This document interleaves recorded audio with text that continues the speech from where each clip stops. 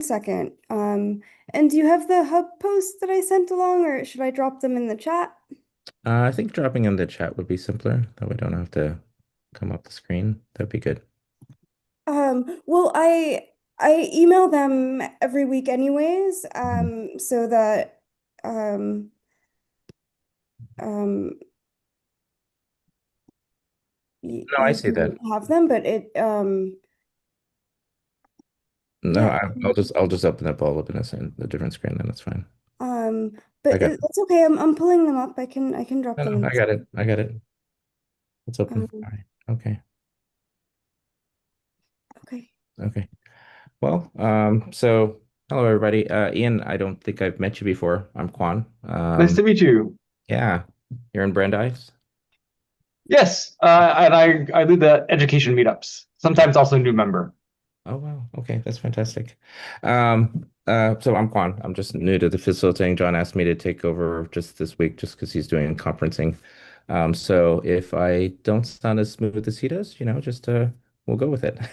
Where in the world are you? Was that? I'm Where in in the world are you? California, Northern California, near San Jose, San Francisco Cool, area, and Saratoga. Yeah. cool. Yeah, yeah. Madison, of course, is in DC. Jonathan, I forgot where are you? I'm out in the middle of nowhere in Wisconsin. Wisconsin. Oh, I love Wisconsin. Yeah, I used to live in Minnesota. Yeah, when I was training in the Mayo Clinic. Oh, Yeah. me too. I used to live in Minnesota also. Oh, yeah, we're in Minnesota. Um, the Twin Cities. Oh, yeah, Minneapolis. Oh, yes. Yeah. That's what when I was in Rochester, we would get sad every other week and we would drive out to Minneapolis and go to Mall of America and get some like normal food. But I love Minneapolis. All right. Okay. Let's without further ado, let's go ahead and go through this week's forum posts that have been selected. Let me go ahead and share my screen. Here we go. Share. Okay. Can everybody see that? All right. So, okay. Is this the one I was meant to be sharing? Oh, I think this was Madison's thing.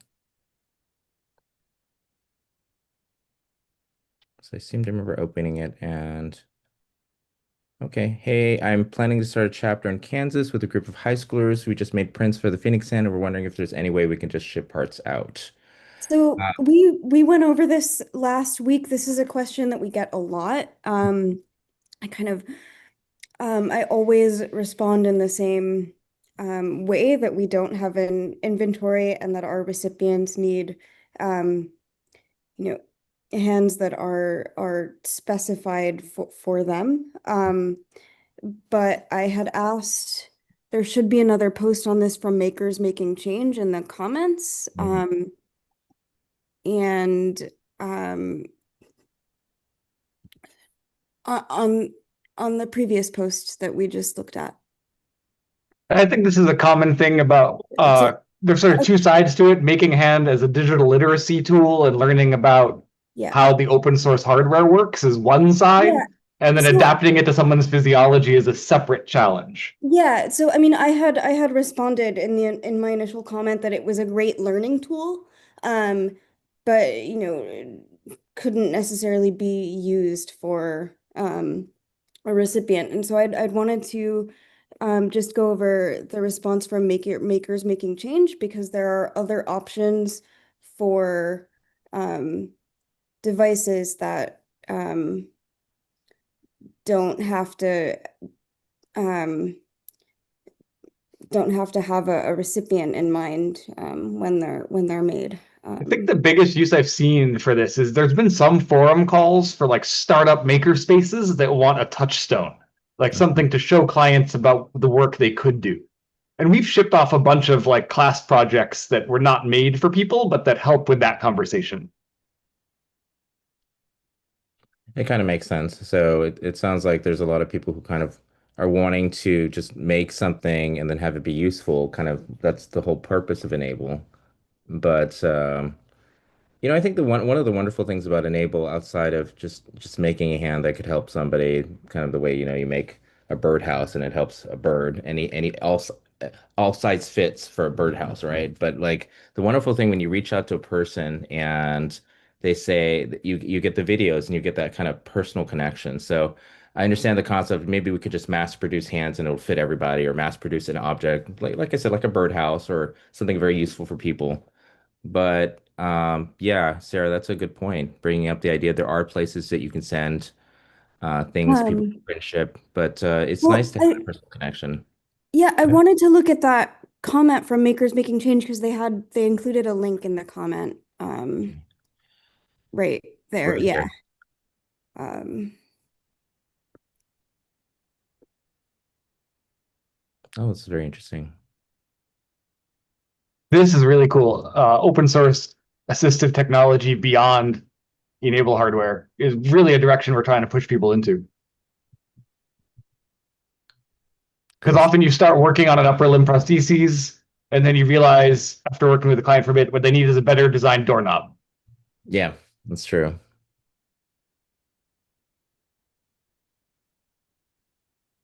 These are This really is cool. super cool. I haven't seen this on there. I'm very familiar with their resources, but not with these calls for help. One-handed controller modification for PS5. That's really cool. Well, these are really wonderful. And it's almost like going on to printables or one of these Thingiverse or something, but specifically for assistive tech, huh? Yeah, and I wonder too if this can be the start of a relationship. Oh, we sent them one in PLA because we knew how to do it, but really they need something more robust. And then we try PETG, and that's really not great either. And then we optimize some nylon, and we get into annealing, and it leads to a better design conversation. Well, there's a lot of these laser cut key guards. I'm just gonna click on it. That's so interesting. Oh, that's so cool. It is very cool, actually. These are really great. I love it. Spruce mini joystick. Okay, I may have to just download some of these myself tonight. Yeah, this is also like a great resource. I want to share this in the new members, like something people can do right away. This is great. Let me click this one. I needed. Yeah, the one cool thing to add to is that it's not just makers making change. Like this way of asking for stuff is not just pre-designed stuff. You can actually ask for customization on stuff too. So it's Mhm. kind of goes both ways. You can sign up and take on cases Mhm. as just a builder or a designer as well. Is this are there any other analogous calls to action like this? I haven't seen anything like this other than sort of the e-NABLE hub, which is much more targeted. I like how broad this is. Yeah. I'm not heard of it, but I think it's great. Yeah, I've kept my eye out for something similar, but I have not seen anything. It's About the so cool that they built closest it. Yeah. How about the closest thing is the one in Illinois. The Um, ATAP. yeah. memory loss music player. I don't know what this means, but it's super interesting. Does the Illinois Adaptive Technology Program also have a call to action like this? Think I so. put the link in the chat. Oh, sorry, Yeah, we me both too. did. Oh no, you're good. Yeah, no, because I was thinking the iTap program too. Besides makers making change, and it looks like if you go on the front page, it has a request a product button. So similar kind of call to action or where people can request. Can you guys see that? The Illinois thing that you put up there. Illinois Transport Automated Permits. Sorry, wrong one. It's the one above it, and I grabbed the wrong link. Oh, okay. It's the back end. All right, let's pull it Is up. there a back end to this request a product, or do they curate that? Hmm. Not too sure. Let me go to the chat here. Which one is it? It's the It's the makers dot that Yeah. Madison posted, and there's also what I okay. always liked. They had an area that was like by area of the house. There was like kitchen and office. Oh, okay. Let me share it.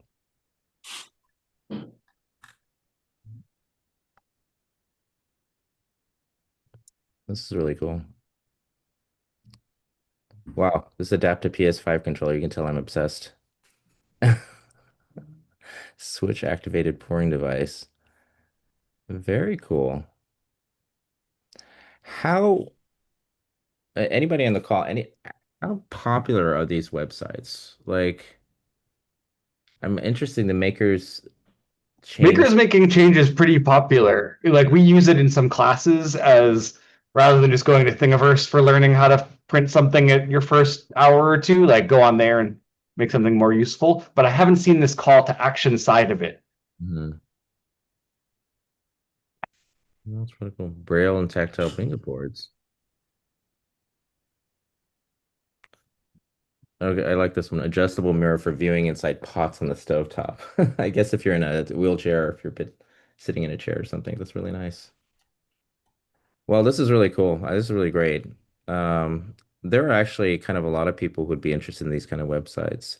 Do we have, is, does it make sense to have these kind of links on our website, not just in a forum post, but like other places where you could potentially help people using the same kind of, I think that's a brilliant idea during the like getting started. You know, like as you get into e-NABLE, here's the broader view.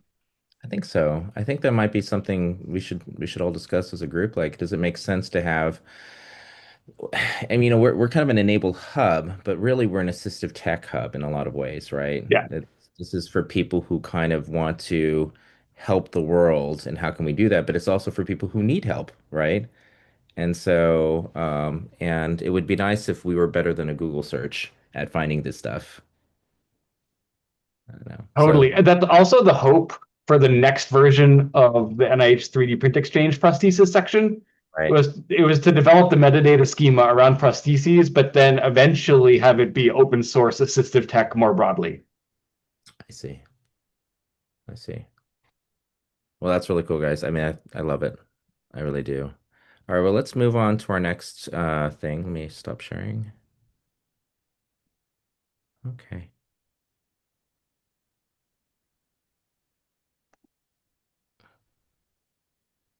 Okay, so this is the Madison event. Let me share the screen. And Madison, I saw your email. You can still talk about anything that you want to. Okay, awesome. Yeah, because I'll just give just like a talk about this briefly, and then there's just two things I kind of want to talk about before I have to leave in 10 minutes. So this event I posted is for a nonprofit that I partnered with called STEM CX. It's a Baltimore nonprofit that inspires underdeserved youth to explore like STEM careers. So this, is an event, a fundraiser they're venting. And, with the partnership, I kind of, let them know that I would be happy to kind of share, um, their fundraiser and their cause. So, there's some details about, the 25 ticket discount. And that's, you know, I guess some people, if they're in the local area, could go to this, but also it's more for you could buy a ticket for a student to attend this event. So it's more for, geared to the students and, it's supporting STEM. So I felt like, the Enable community would be, a great audience for, um, pitching in if they can, but if not, just spreading the word. So that was that. And, I was able to, as part of this partnership, hold a hand building event for STEM CX. So, it's a really great partnership and just, trying to promote, enable in, any shape or form in our STEM community and whatnot. So that's that for that post. There's two other things I just wanted to bring up for the town hall. So, in addition to STEM CX, another partnership I'm kind of developing is with Move United. And let me just, I'm just going to copy a link. So they're a nonprofit and they kind of support adaptive sports for people with disabilities. So I think that's also a really great, community to get in touch with. And I, definitely think there's a lot of opportunities for collaboration. So similarly, in August, I, did an Enable presentation kind of sharing, who we are as Enable. So I thought I could kind of, give them also some floor space to maybe talk in one of our Thursday town halls. So Sarah, if there's any days or times, I think I told the director of the member services at Move United that, maybe Thursday town halls at 11:30. But if there's a different Enable meeting that, they could, talk to or share about Move United, just let me know and I can kind of help coordinate that with her and Move United. So This is that's cool. yeah. So what do they do specifically? Do they organize sporting events? Is that what they do? Yeah. They, have sporting events. You can kind of see in the video, they're like affiliated with the Olympics and Hmm. Paralympics. I don't know the word for that. Right. Um, and then, similarly to like, how we have an Enable hub forum, they also have their own Move United Hmm. hub forum of members. So Hmm. yeah, they host different, events like skiing events and still kind of learning more about what's available. But I think it would definitely be useful to have her kind of talk about um, what they do and maybe there's what we can do to provide assistive devices or prosthetics to even their own members. Hmm. Because yeah, some were curious about knowing more about Enable and maybe even requesting some devices. So yeah. Well, this is interesting. But yeah, but yeah, definitely want to bring them to one of these halls to, talk to us so we can also kind of learn more about, their group. And Nice. then, sorry to kind of speed run this, but the second thing I wanted to bring up is, then I'm going to just put link to Driving Mrs. M film. So just to give some background, this is like a documentary about Mrs. M. She's a quadruple amputee and a lifelong educator. So the filmmakers are planning on a new ending that highlights the future of prosthetics through global enabled student chapters. So this has been like an ongoing film for years, kind of highlighting Mrs. M, how she's been, living and adapting to her, her new norm. And she was fired from the schools that she taught. So this, going kind of full circle where she's getting back, kind of teaching the students and specifically, students of Enable, I think is, really impactful and, also a way to kind of share her story and our story as Enable. So I'm just kind of bringing this to the group because they're kind of trying to reach out to see if they can film like a Zoom call with 3 to 4 student-led enabled chapters, preferably both in the U.S. and internationally, and to it'd be a forum where Mrs. M could exchange ideas and kind of like it's a teaching and learning experience between her and enable students. And for example, recently she kind of met with Jackson Reed High School, which is a new Enable chapter, and they were able to kind of 3D print some Enable devices and ask for her advice. So that's kind of what she wants to, or what they want to film as well. And then they were also interested in if there's any volunteers working on a bit more like advanced bionic prosthetics. Like I put a link to this LinkedIn post that they found of this 17-year-old kid who made like a $300 bionic arm. Not sure where he's from. Not sure if he's from Enable, but if you do know, let us know. But something like that to tie in, we have our existing catalog of Enable prosthetics, but I know that there's chapters that are working on more advanced ones. So that's kind of the goal is to maybe highlight, here's the present, but here's like the future. And I think Enable would be a great candidate for that. So my other question for the group is if you know any 2 or 3 Enable chapters that have a good group of students, preferably at least one international. If you could connect me or let me know, that'd be great because we definitely want to feature them in this filming. That's great. That's fantastic.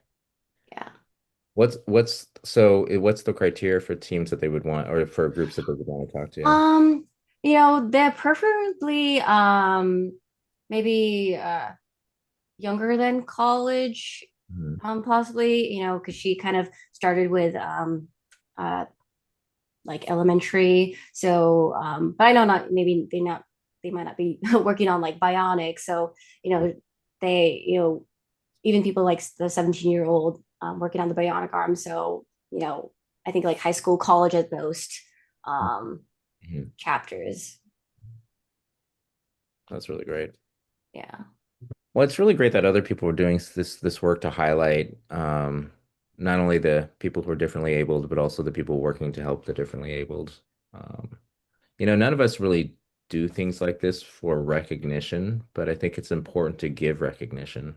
So I don't know if that makes sense. No, Um, yeah, I completely agree. But yeah, and you should definitely follow. I think she has an Instagram like driving Mrs. M. So I always try to kind of share it to, just sharing her story.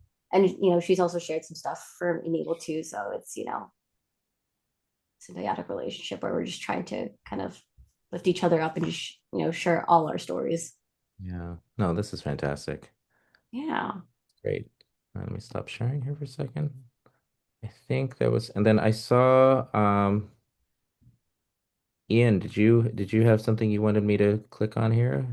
There are No, no, just amplifying. two more hub posts to get through. Oh, let's get to the pod post. I don't want to do that. Okay, so let me come back up. Just trying to amplify Madison. Good. All right, let me go to my other thing here. And we have in 5 minutes, I'm gonna have to close this. Switch over. Okay, yeah. Well, I thought that was really great though, Madison. Thank you for sharing those things. All right, share. Here we go. Okay, this was the other post. So this is I don't want to mispronounce his name, but I will try. My name is Loy Sublaban. I'm a CEO of PAL Orthopedics from Palestine. I would like to try enable prosthetic devices for a 3-year-old child that has congenital limb loss, a short transradial stump. Please advise on how to start her without knowing that I already have a 3D printer, but I need some guidance on how to start professionally, be able to deliver with 3D prosthetics. Well, this is great. And let's see here. Here's the pics of the child. So it just like looks like oh, I see. Very cute.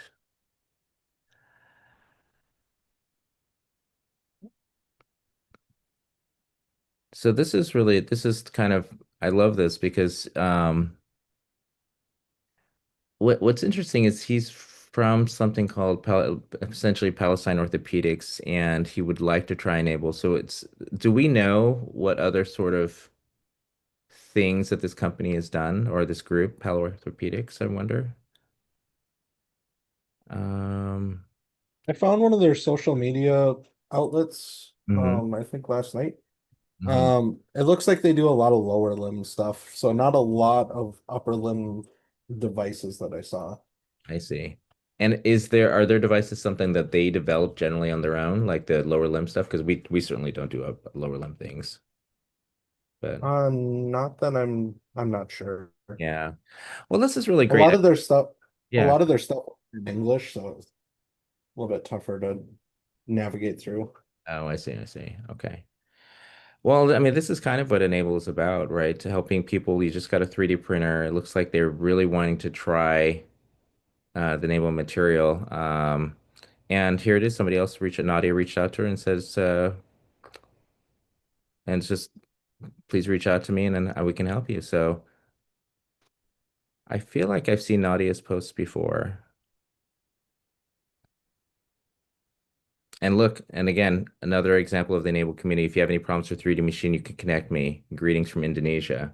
So this is really an international effort to help this young girl. And then, of course, we're using AI to show what it would look like when it's on her arm, I guess, but it's very cute. Um, it's interesting, the whole AI explosion. I'm not sure if it's going to be helpful. I think mostly it's going to be helpful, but this is very interesting. Anybody have any thoughts about AI developing the next Enable arm? We have a team working on that. There's a group of students that met with John a bunch this summer on that topic. Is And that one of them is doing their senior thesis using some like shape generating LLM tools. Oh, wow, that's great. And the idea would be to train it on the device catalog because there's so much content there. Hmm. And I think one of their first things would just be resizing while keeping like fasteners the same size. Oh, wow. Wow, that's really cool. Yeah, no, that's definitely a challenge. I mean, put people creating the SCAD, but then when you're creating that, you're right, the fasteners change sizes too. It's And complicated. so many of the files are just triangular meshes that we have access to. We don't have the actual underlying design assets. That's true. We only that was some one of the arms we were trying to modify. It's not very easy because we only have the triangular files. You're right. I think we'll be able to report out something in December. Really? Oh wow. Okay. Well, you have to keep us posted. That sounds fantastic. We have 2 minutes left. Do we Is have there time for anything? the last post or no? We can try. We can I try. have to be really fast. Okay, I'll be really fast. I Um, just stop being trying to be so chatty. Okay. Okay, this is the last one, and then I will share it right now.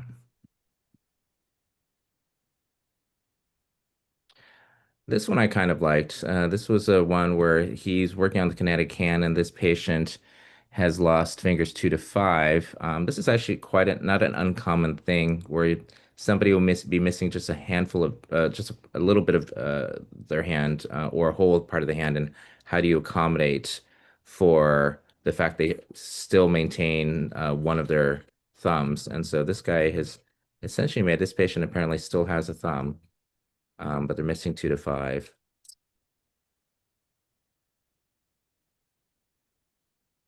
And he essentially the kinetic hand relies on the stump being centered to the palm. A fairly wide opening is required for the stump with the thumb, resulting in a disproportionately large hand compared to the healthy hand. So he inserted the hand from above into the palm element, but this required changing the palm cover attachment. He managed to create something like what we see here. He uses a small buckle, similar to one used in ski boots, and the buckle's attached to the palm and the palm cover with a strap. It's easily adjustable. He used a buckle because it's an adult hand, but in the case with children, he thinks you can use regular Velcro. So that was really great. I think that's very innovative. Um, I wonder too, and I'm just going to come off sharing. I'll share my wonderings later because we're at 9 o'clock. We have to go to the next thing, but that was really cool, and I just wanted to thank you all for sharing. right, I have to close this meeting now, so thank you. Thanks for leading us. Every